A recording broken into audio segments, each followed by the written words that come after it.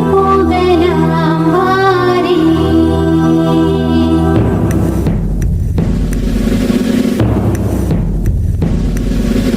கல்வாரிக்கு போகலாம் வாரே. எம் காருண்ய இயேசுவின் காட்சியை பார்த்திட கல்வாரிக்கு போகலாம் வாரே.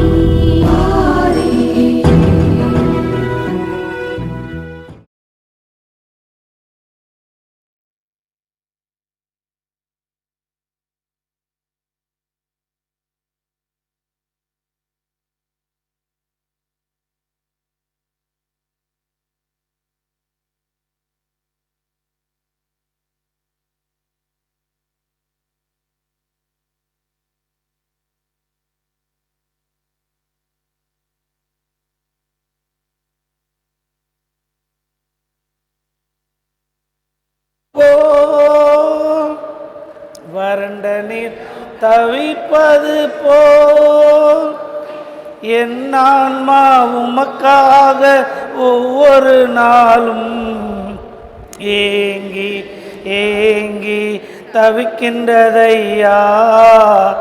ஏங்கி ஏங்கி தவிக்கின்றதையா. எனது ஏக்கமே, எனது பிரியமே, எனது பாசமே, எனது ஆசையே, எனது ஏக்கமே, எனது பிரியமே, எனது பாசமே, எனது ஆசையே, உமக்கு பிரியமானதை செய்ய எனக்கு கத்தாரும் தெய்வமே. உமது அன்பை அதிகாலையில் காணச் செய்யும் கருணை நேசரே. உமது அன்பை அதிகாலையில் காணச் செய்யும் கருணை நேசரே. உம்மையே நம்பியுள்ளேன், உம்மையே நம்பியுள்ளேன். நீர் விரும்பும் நல்ல பாதைகளை தினந்தோறும் காட்டவேன் திவ்யநாதரே. தினந்தோறும் காட்டவேன் திவ்யநாதரே. அன்பின் சிகரமே, ஆருயிரே, அணைக்கும் தெய்வமே, ஆறுதலே. அன்பின் சிகரமே, ஆருயிரே, அணைக்கும் தெய்வமே, ஆறுதலே. உமக்கு பிரியமானதை செய்ய எனக்கு கற்றுத்தாரும் தெய்வமே. நீரே என் தேவன், நல்ல பரிசுத்த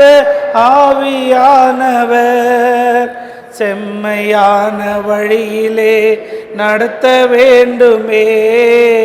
செம்மையான வழியிலே நடத்த வேண்டுமே. மேக சம்பமே, அக்கினி சம்பமே, தேற்றும் தெய்வமே, துணையாளரே. மேக சம்பமே, அக்கினி சம்பமே, தேற்றும் தெய்வமே, துணையாளரே. கண்களை மூடி ஆண்டவரை நாம் துதிப்போம். ஒவ்வொரு நாளும் நம்முடைய வாழ்விலே கர்த்தருக்கு பிரியமான காரியங்களை செய்ய நம்மை அனுதினமும் வழி நடத்துகின்ற பரிசுத்த ஆவியானவரை இந்த காலை வேளையிலே நம் உள்ளத்தில் உணர்ந்தவர்களாய் ஆண்டவரை நம்ம துதிப்போம், ஸ்தோத்தரிப்போம். ஆண்டவரே, நாங்கள் நடக்க வேண்டிய வழியை எங்களுக்கு காண்பித்து அனுதினமும் கிருபையாய் ஞானமாய் எங்களை போஷித்து வழிநடத்துகிற பரலோக பிதாவே உம்மை துதிக்கிறோம், உம்மை ஸ்தோத்திரிக்கிறோம். பரிசுத்த பிதாவே உம்மை துதிக்கிறோம், உம்மை ஸ்தோத்திரிக்கிறோம். தேற்றர் வாளனே, மேக சம்பமே, அக்னி சம்பமே, உம்மை துதிக்கிறோம், உம்மை ஸ்தோத்திரிக்கிறோம். அப்பா, எங்கள் வாழ்வில் நன்மையை செய்ய விரும்புகிறவரே, உம்மை துதிக்கிறோம், உம்மை ஸ்தோத்திரிக்கிறோம். அப்பா, ஆண்டவருடைய தயவுள்ள கருமைகள் மேல் கிருபையாய் இருப்பதற்காக உம்மை துதிக்கிறோம், உம்மை ஸ்தோத்திரிக்கிறோம். அப்பா, ஆண்டவரே, சத்துரு எங்கள் வாழ்வில் வெள்ளம் போல எங்களுக்கு முன்பாக எழுமி நிற்கிற பொழுது உலகத்தில் இருக்கிறவரை காட்டிலும் உங்களில் இருக்கிறவர் பெரியவர், கர்த்தர் பெரியவர் என்று சொல்லி ஒவ்வொரு ஆண்டவரே இந்த பிரச்சனைகளை கடந்து வருவதற்கு கடவுள் எங்களுக்காக செய்கிற எல்லா நன்மையான காரியங்களுக்காக உம்மை துதிக்கிறோம், உம்மை ஸ்தோத்தரிக்கிறோம், உமக்கு நன்றி சொல்லுகிறோம். அப்பா, ஸ்தோத்திரம், ஸ்தோத்திரம், ஸ்தோத்திரம், ஸ்தோத்திரம், ஸ்தோத்திரம். அன்பானவர்களே, இந்த நாளிலும் உலக நாடுகளுக்காக நாம் ஜெபிக்க போகிறோம். 2026ஆம் ஆண்டு கணக்கெடுப்பின்படி ஏறக்குறைய 195 நாடுகள் உலகத்தில் இருக்கிறது. அதில் இருக்கிற மக்கள் ரட்சிக்கப்பட வேண்டும், நாடுகளில் வறுமை மாற வேண்டும், பொருளாதார தேவைகள் சந்திக்கப்படப்படும், மற்ற நாடுகளுடன் சமாதானத்தோடு அவர்கள் வாழ வேண்டும். ஆகவே உலக நாடுகளுடைய ரட்சிப்புக்காக, உலக நாடுகளுடைய சமாதானத்திற்காக ஜெபிப்போம். குறிப்பாக தற்பொழுது அந்த ரஷ்யா உக்ரைன் போர் மற்றும் அமெரிக்கா ஈரான் போர் இவைகளுக்காக நாம் ஜெபிப்போம். குறிப்பாக உலக நாடுகளிலே அதிகமான மக்கள் தொகை கொண்ட நாடு இந்திய நாடு. 1.47 பில்லியன் மக்கள் இந்தியாவில் வாழறாங்க. இந்த நாட்டு மக்கள் எல்லாம் ரட்சிக்கப்பட வேண்டும், ஆண்டவரை அறிந்து கொள்ள வேண்டும். யாராவது ஒருவர் இந்த காரியத்துக்காக ஜெபிப்போம்.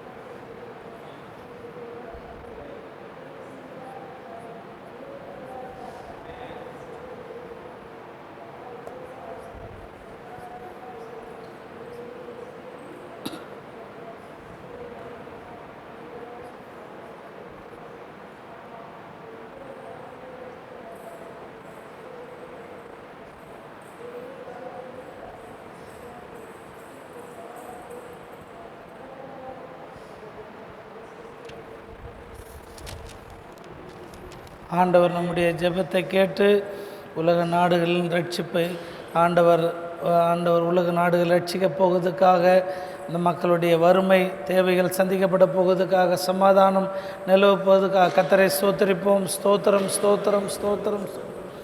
அன்பானவர்களே, நம்முடைய திருச்சபை குடும்பங்களுக்காக நாம் தொடர்ந்து ஜெபித்து வருகிறோம். இந்த நாளிலும் பெயர் வாசிக்கிற குடும்பங்களுக்காக ஜெபிப்போம். அந்த குடும்பத்தின் சமாதானத்திற்காக, உடைய எதிர்கால வாழ்வுக்காக, பிள்ளைகளுடைய ஆசீர்வாதத்திற்காக. ஐவர்தாஸ் அவர்கள், Sebastian D, Jackson P, Jacob Nixon, James Premkumar இவர்களுக்காக நாம் ஜெபிப்போம். ஐவர்தாஸ் அவர்கள், Sebastian D, Jackson P, Jacob Nixon, James Premkumar இந்த குடும்பங்களை மனதில் வைத்து யாராவது ஒருவர் ஜெபிப்போம்.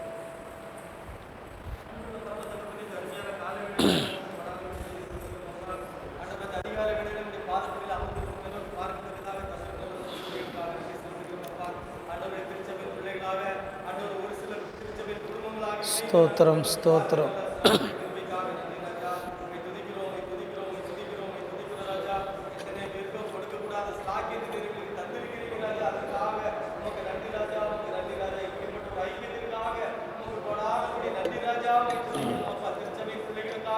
ஜெபிக்கக்கூடிய பாக்கியத்தை நீர் எங்களுக்கு தந்திருக்கிறீங்களே, அதற்காக நன்றி ஆண்டவரே. துதிக்கிறோம்ப்பா.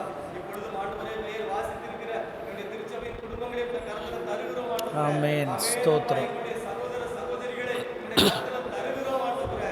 ஆமென். அப்பா, எங்களுடைய திருச்சபையின் குடும்பங்கள் ஒவ்வொன்றும் ஒரு ஆசீர்வதிக்கப்பட்ட ஒரு குடும்பமாக இருக்கணும் ராஜா.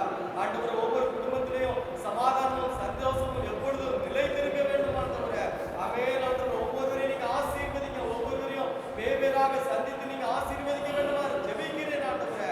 குடும்பத்துல எப்பொழுதும் சமாதானம் தங்கியிருக்கட்டும். ஸ்தோத்திரம், ஸ்தோத்திரம், கண்ணீரோடு இருக்கிறவருடைய கவலைகள் கண்ணீர்கள் எல்லாம் மாறட்டும் ஆண்டவரே. ஸ்தோத்திரம், ஸ்தோத்திரம். இருக்கிறவருடைய கடன் பிரச்சனைகள் எல்லாம் மாறட்டும் ஆண்டவரே. பலவிதமான ஆண்டவரே, பல குடும்பங்களுக்கு விரோதமாக உருவாக்கப்பட்டு இருக்கிற எல்லா ஆயுதங்களையும் நீங்க வாய்க்காதே போக பண்ணுங்க. ஆமென். ஸ்தோத்திரம், ஸ்தோத்திரம். இந்த வேளையில ஆலயத்திலிருந்து ஜெபிக்கிற இந்த ஜெபம் ஆண்டவர் ஒவ்வொரு குடும்பத்திற்கும் ஆசீர்வாதத்தை கொண்டு வருகிற ஜெபமாக ஸ்தோத்திரம், ஸ்தோத்திரம், ஆண்டவரே, ஸ்தோத்திரம், குடும்பத்தில் இருக்கிற வயோதிபர்களுக்காக ஜெபிக்கிறோம் ஆண்டவரே. ஸ்தோத்திரம். வயோதிபர்களுக்கு நல்ல சரீர பலத்தை ஆரோக்கியத்தை கொடுங்க ராஜா. ஆண்டவரே, நீங்க பலப்படுத்துங்க ராஜா. இன்னும் ஆண்டவரே, படிக்கிற பிள்ளைகளுக்காக ஜெபிக்கிறோம். ஆண்டவரே, நல்ல படிக்க உயர்ந்த மதிப்பெண்களுக்கு உயர்ந்த வேலைகளை செய்ய கிருபை செய்யுங்க ராஜா. தொழில் செய்கிறவர்களுக்காக ஜெபிக்கிறோம் ஆண்டவரே. செய்கிற தொழில்களை நீங்க ஆசீர்வதிங்க ராஜா. தொழில்ல இருக்கிற போட்டி பொறாமைகள் எல்லாம் எடுத்து போட்டு ஒரு திறந்த வாசலை உண்டு பண்ணுங்க ராஜா. எல்லாவற்றையும் அவர்களுக்கு ஆசீர்வாதமாக கட்டளையிடுங்க ராஜா. வாகனம் வைத்திருக்கிறவர்களை ஆசீர்வதிங்க ராஜா. ஆமென். அப்பா, ஆண்டவரே, வாகனங்களை ஸ்தோத்திரம். ஒவ்வொரு திருச்சபையின் குடும்பங்களையும் போக்கில மரத்துல நீங்க குடைந்து பாதுகாத்துக் கொள்ளுங்க. அவருடைய வீடுகளை சுற்றிலும் ரத்தம் தணிக்கப்படட்டும். இந்த தூதர்களை கொண்டு வேலையடைந்து பாதுகாத்துக் கொள்ளுங்க ராஜா. ஆண்டவரே, இந்த அதிகாலை வேளையில் நாங்கள் ஆண்டவரே திருச்சபையாக இணைந்து இந்த பெயர் வாசித்த குடும்பங்களை நாங்கள் வாழ்த்துகிறோம் ஆண்டவரே. ஆண்டவரே, ஸ்தோத்திரம், ஸ்தோத்திரம். குடும்பங்களில் அமிர்தமாக பலிக்கட்டும். ஆண்டவரே, ஆசீர்வாதங்கள் கிடைக்கும். ஆண்டவரே, அவருடைய குடும்பங்களை ஆண்டவரே கட்டளையிடுங்க ராஜா. பெரிய காரியங்களை செய்யுங்க. இந்த மீதி முழுவதும் நீங்க பொறுப்படுத்தப்படுங்க. துதிக்கிறோம் எல்லாருக்கும் செலுத்துகிறோம். இயேசுவின் நாமத்தில் சேர்க்கிறோம் நல்ல பிதாவே. ஆமென். ஆண்டவர் நம்முடைய ஜெபத்தை கேட்டு நம்முடைய திருச்சபை குடும்பங்களை ஆசீர்வதித்து வழிநடத்த புகழ்க்காய் கர்த்தரை ஸ்தோத்தரிப்போம். ஸ்தோத்திரம், ஸ்தோத்திரம், ஸ்தோத்திரம், ஸ்தோத்திரம். எனக்காக யாவையும் செய்பவரே, செய்து முடிப்பவரே, எனக்காக யாவை செய்பவரே, செய்து முடிப்பவரே, என் பாரங்கள் என் சுமைகள், என் பாரங்கள் என் சுமைகள்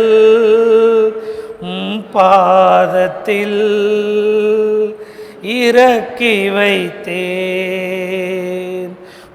பாதத்தில் இறக்கி வைத்தேன். உம்மோடு இருப்பதுதான்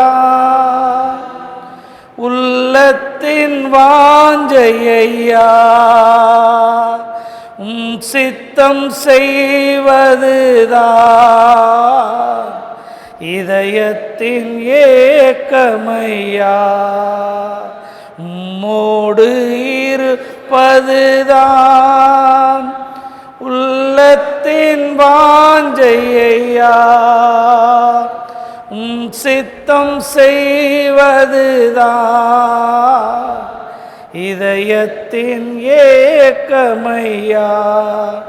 உட்கார்வோம். கிறிஸ்துவில் அன்பார்ந்தவர்களே, இந்த தவக்காலம் 40 நாள் காலை தியானத்தின் 14ஆம் நாள் வந்திருக்கிறவங்களை அனைவரையும் அன்போடு கூட வாழ்த்துகிறேன், வரவேற்கிறேன். யோவான் 6ஆம் அத்தியாயம் 35 40 முடிய இருக்கிற பகுதிகளை வாசிப்போம்.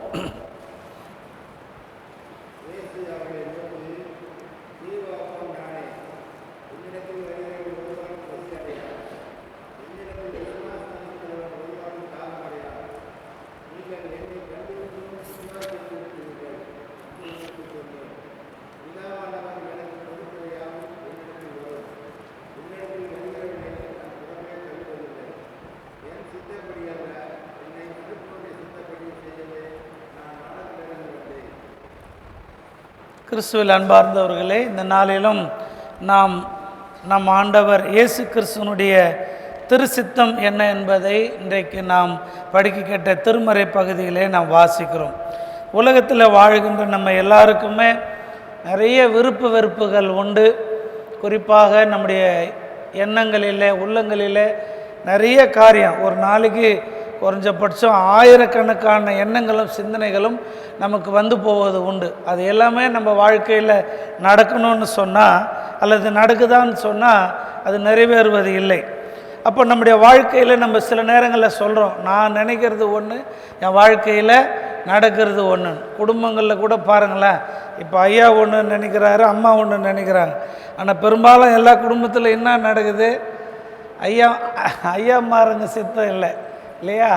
அம்மா அம்மாருங்க சித்தம் தான் நிறைய குடும்பங்களில் நடந்தது. அப்படி நடந்தால் தான் குடும்பம் நல்லா நடக்கும் இல்லையா? அப்போ இந்த உலகத்தில் சித்தம் என்று சொல்லி நாம் நினைக்கிற பொழுது மனித சித்தம், கடவுளுடைய சித்தம் என்று இருக்கிறது.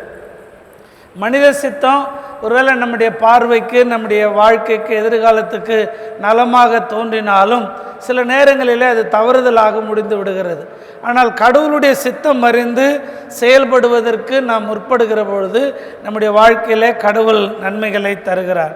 ஆண்டவருடைய சித்தம் என்ன என்பதை அறிந்து நடைமுறை வாழ்க்கையில், குறிப்பாக தங்கள் வாழ்க்கையில் கடவுளுடைய சித்தப்படி செய்த பல பரிசுத்தவான்களை திருமறை சொல்லுகிறது. ஆபிரகாம் தொடங்கி யோசேப்பு மரியாள் வரைக்கும் பைபிளில் நிறைய இடங்களில் ஆண்டவருடைய சித்தம் அறிந்து செயல்பட்ட மனிதர்களை பார்க்கிறோம். இன்றைக்கி கூட சில நேரங்களில் என் வாழ்க்கையில் கடவுளுடைய சித்தம் என்ன என்பதை நாம் தெரிஞ்சுக்கணுன்றது ஆசை எல்லாருக்கும் உண்டு. கடவுளை அறியாதவங்க போய் மரங்களை சுற்றுறாங்க, இல்லைன்னா ஜோசியக்காரங்களை போய் பார்க்குறாங்க, இல்லைன்னா சில இடங்களில் போய் பணத்தை லட்சமாக ஆயிரக்கணக்காக கொட்டி ஒருவேளை என் வாழ்க்கையில் கடவுள் என்ன நினைக்கிறாருன்னு அதை தெரிந்து கொள்வதற்கு பலர் ஆவலாக இருக்கிறார்கள். இந்த சூழலில் ஆண்டவராக இயேசு கிறிஸ்துவனுடைய திருவுள சித்தம் என்ன என்பதை அறிந்து இந்த தவ காலத்தில் செயல்படுவதற்கு நீங்களும் நானும் அழைக்கப்படுகிறோம். ஆண்டவர் சொன்னார், என்னை அனுப்புவருடைய சித்தத்தை நிறைவேற்றுவது தான் என்னுடைய சித்தம். அப்போது இயேசு ஆண்டவர் நமக்கு ஜெபிக்க கற்றுக் கொடுத்தார். நம்ம எல்லா விஷயங்களையும் சிந்திக்கிற பொழுது அதில் மையமாக வர்றது ஆண்டவர் கற்றுக் கொடுத்த அந்த சுருக்க ஜெபம். அப்போ ஆண்டவர் கற்றுக் கொடுத்த சுருக்க ஜெபத்தில் இந்த சித்தத்தை பற்றி வருதுன்னும் போது அது ரொம்ப முக்கியமான ஒன்றா தான் இருக்கும். ஆண்டவர் என்ன சொன்னார்?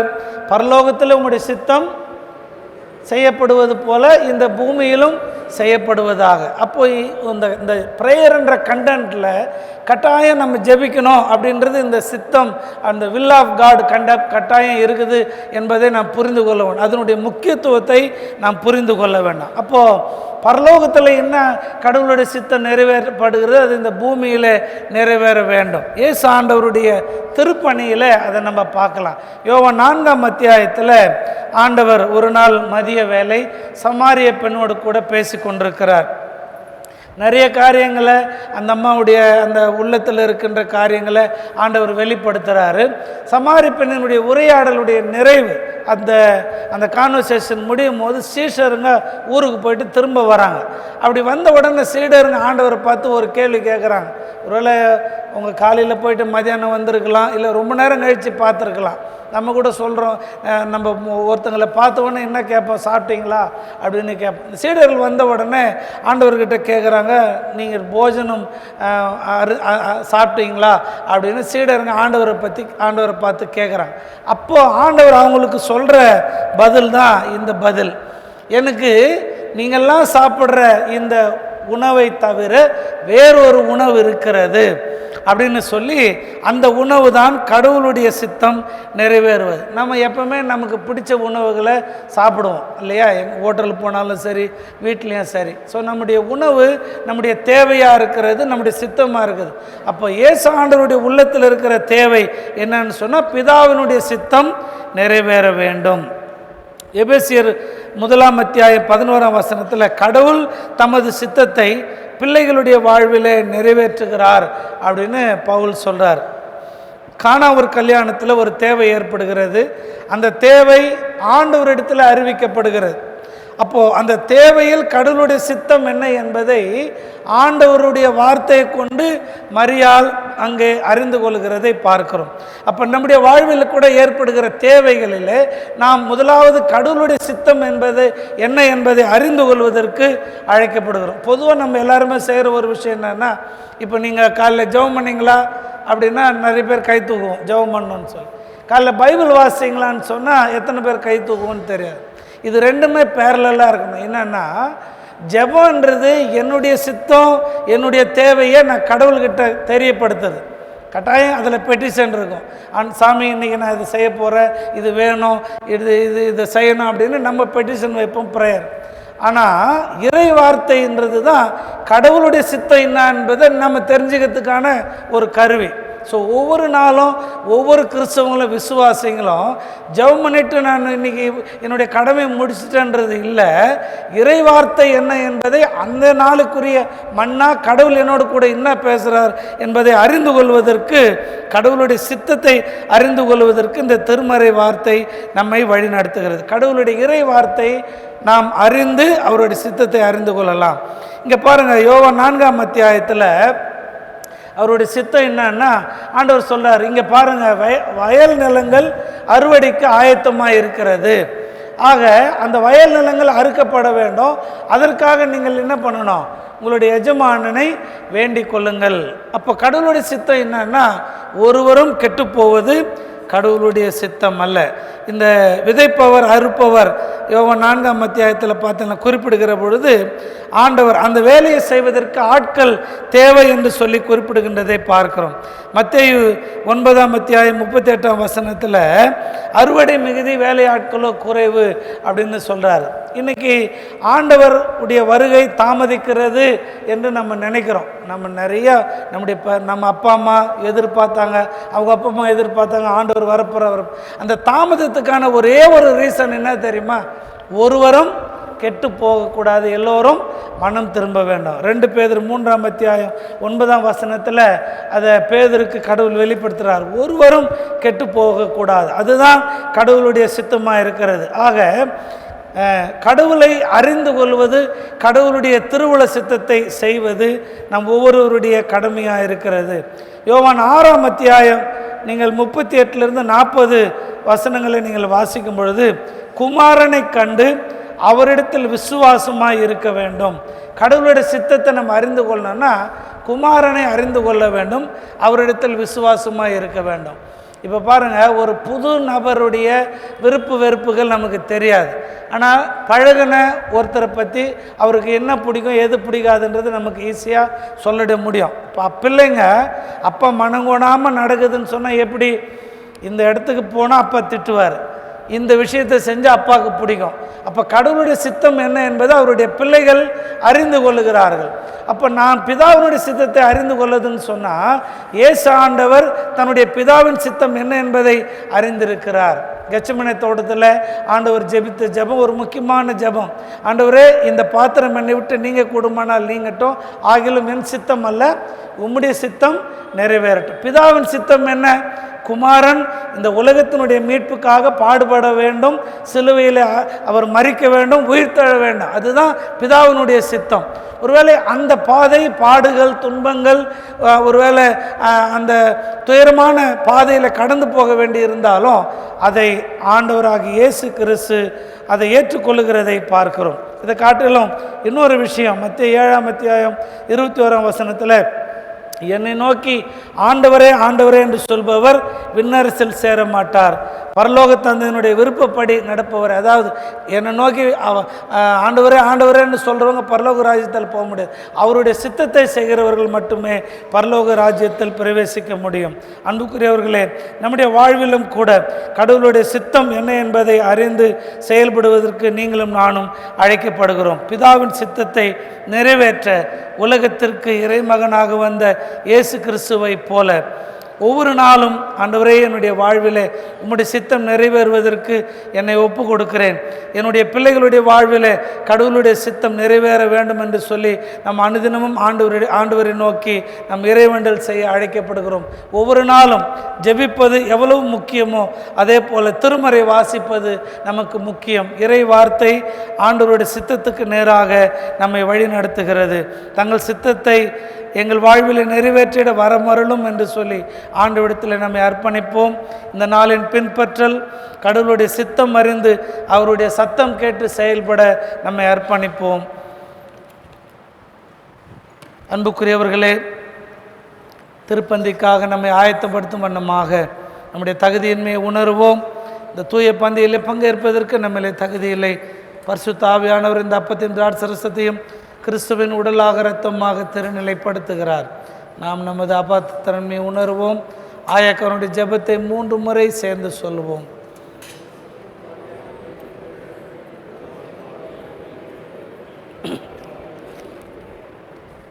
இயேசு கிறிஸ்து தாம் காட்டி கொடுக்கப்பட்ட இந்த ராத்திரியில் அப்பத்தை எடுத்து தோத்திரம் பண்ணி அதை பிட்டு சீடரில் கொடுத்து, வாங்கி உண்ணுங்கள், உங்களுக்காக கொடுக்கப்பட்ட என்னுடைய சரீரம், என்னை நினைவு கூறும்படி செய்யுங்கள் என்று திருவள்ளம் பற்றினார்.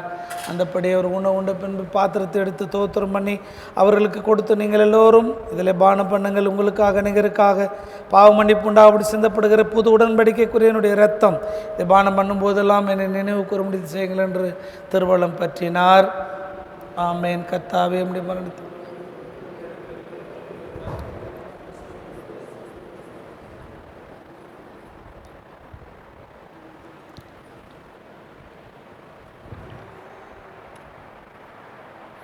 வாருங்கள், கர்த்தருடைய பந்தி உங்களுக்காக ஆயத்தமாக இருக்கிறது. கர்த்தர் நல்லவர் என்பதை ருசித்து பாருங்கள். கடவுளுடையவைகள் கடவுளுடையவர்களுக்கு. திருவிருந்து விடுதலை தந்திடும் அருமருந்து, திருவிருந்து விடுதலை தந்திடும் அருமருந்து, மந்திரமாயமில்ல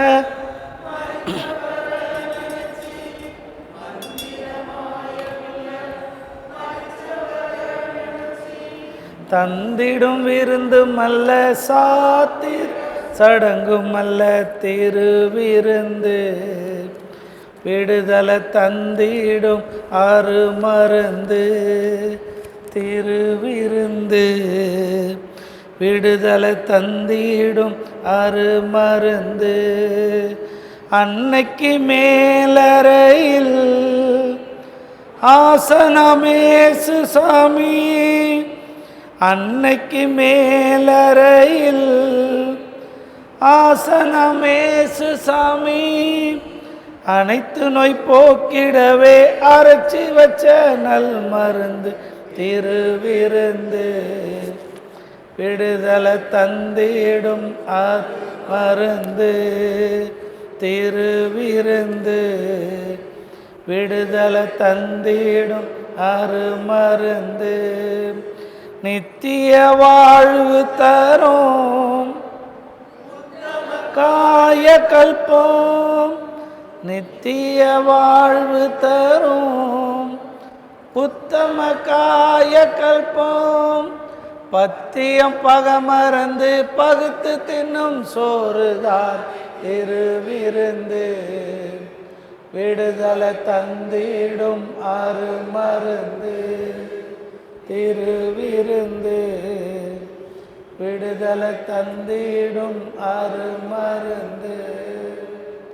சொந்த முயற்சியாலே வந்திடும் மீட்பும் அல்ல, சொந்த முயற்சியாலே வந்திடும் மீட்பும் அல்ல, தந்திரமாக தெய்வ அருள் பெர் நஞ்சமல்ல திருவிருந்து, தந்திடும் அருமருந்து, திருவிருந்து விடுதலை தந்திடும் அருமருந்து. அன்னைக்கு மேலறையில் ஆசனமேசு சாமி, அன்னைக்கு மேலறையில் ஆசனமே சுசாமி, அனைத்து நோய் போக்கிடவே அரைச்சி வச்ச நல் மருந்து திருவிருந்து, விடுதலை தந்திடும் அருமருந்து திருவிருந்து, விடுதலை தந்திடும் அருமருந்து. ஆண்டுடைய திருவுடலை திரு ரத்தத்தை விசுவாசத்தில் பெற்றுக்கொண்ட நாம் ஆண்டவருக்கு ஸ்தோத்திரம் சொல்லுவோம். என் ஆத்துமாவே கர்த்தரை ஆத்துமாவே கர்த்தரை ஸ்தோத்திரி, கர்த்தர் செய்த சகல உபகாரங்களை மறவாதே. ஆமேன். பிதா குமாரன் பரிசுத்த ஆவியாகி மூவர் கடவுளுடைய ஆசீர்வாதம் இந்த நாள் முழுவதும் நம்மோடும் நம்முடைய குடும்ப வாழ்வோடும் ஆசீர்வாதங்களோடும் நீடித்து நிலைத்திருப்பதாக. ஆமென்.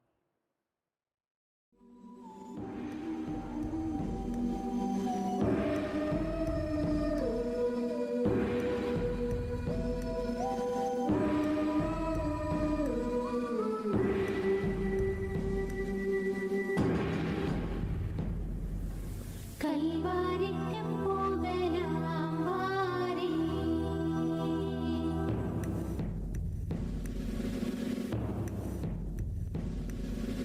கல்வாரிக்கு போகலாம்